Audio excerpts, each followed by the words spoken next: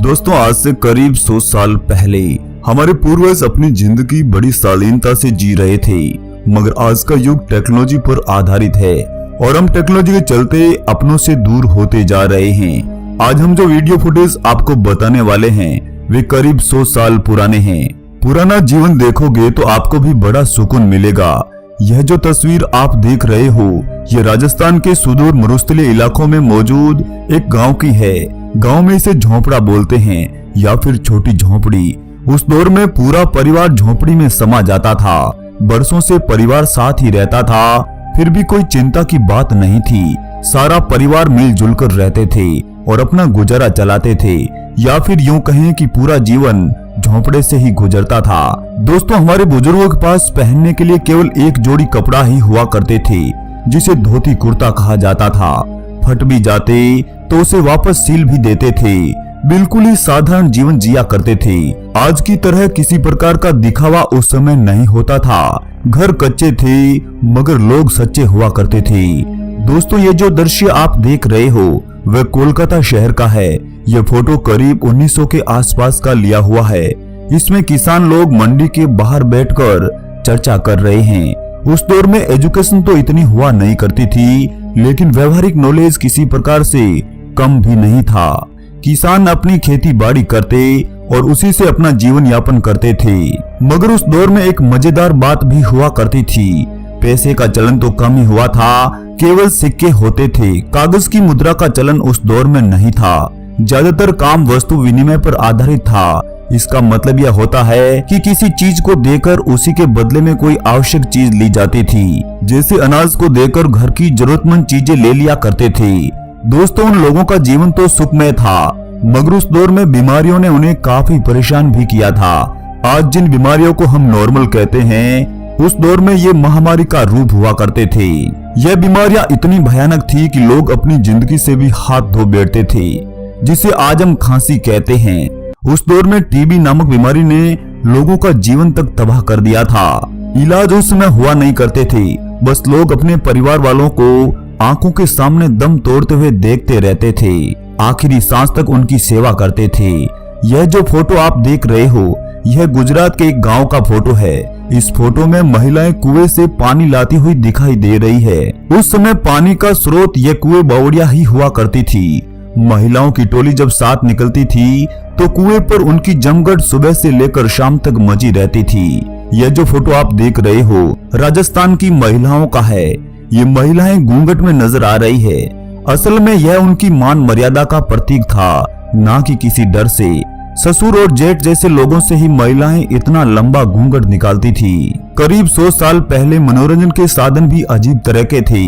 गांवों के बीचों बीच में चौपाल और नुक्कड़ हुआ करते थे, जहां बुजुर्ग और बच्चे बैठकर कई तरह के खेल भी खेलते थे। ताश, जिसे पत्तों का खेल कहते हैं, उस दौर में एक खासा लोकप्रिय खेल था। पुराने दौर के बुजुर्ग तो आज भी इस खेल में बड़े माहिर होते हैं। ये लोग दिन भर जी जान लगाकर खेतों में काम करते और फिर शाम को अपनी थकान मिटाने के लिए परंपरागत खेलों को खेलते थे।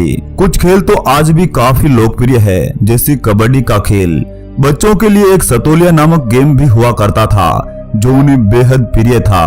पुराने बुजुर्ग आज भी कहते हैं उस दौर में अगर घर पर कोई मेहमान आ जाता था और खाने का सामान नहीं होता तो भी उन्हें महसूस नहीं होने देते थे।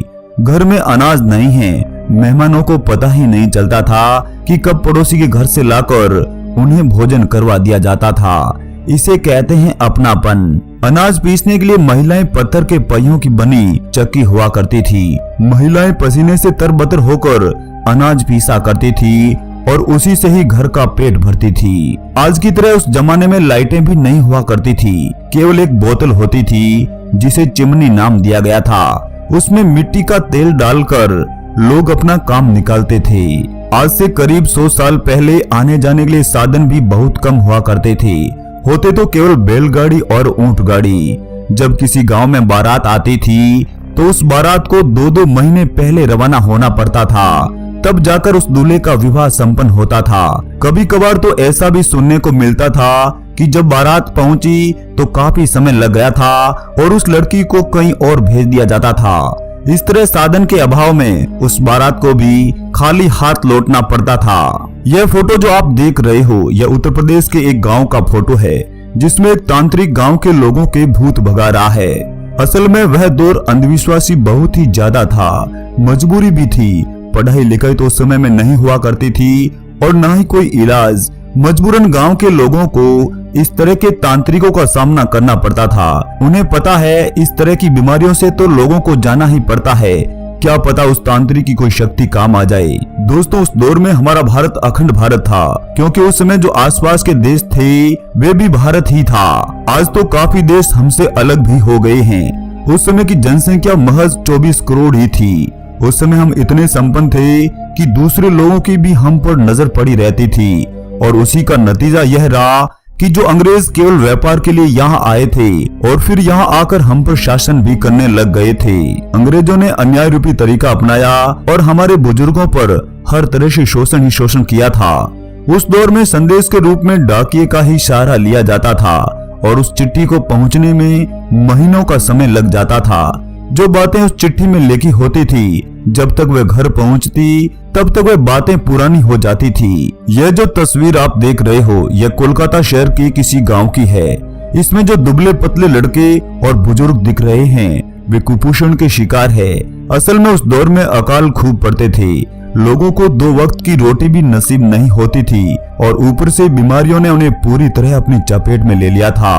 1920 के दौर में भारत में एक स्पेनिश फ्लू नामक बीमारी आई थी और करीब 1/4 जनसंख्या को मौत की नींद सुला गई थी। उस दौर में लोगों के पास पैसे नहीं हुआ करते थे और किसी व्यक्ति के पास अगर 4-5 रुपए भी होते तो वह व्यक्ति अमीर माना जाता था, क्योंकि उस समय लेन देन तो करीब पैसों में ही होता था। 1 पैसे, 2 पैसे, 3 पैसे। लेकिन फिर भी आज की तरह झूठा दिखावा नहीं था। प्राण जाए पर वचन ना जाए, इस सिद्धांत पर ही वे लोग काम करते थे। उन्होंने सच्चाई से कभी मुंह नहीं मोड़ा था। जब घर के बुजुर्ग बाहर काम पर जाते तो पीछे की जिम्मेदारी महिलाओं की होती थी।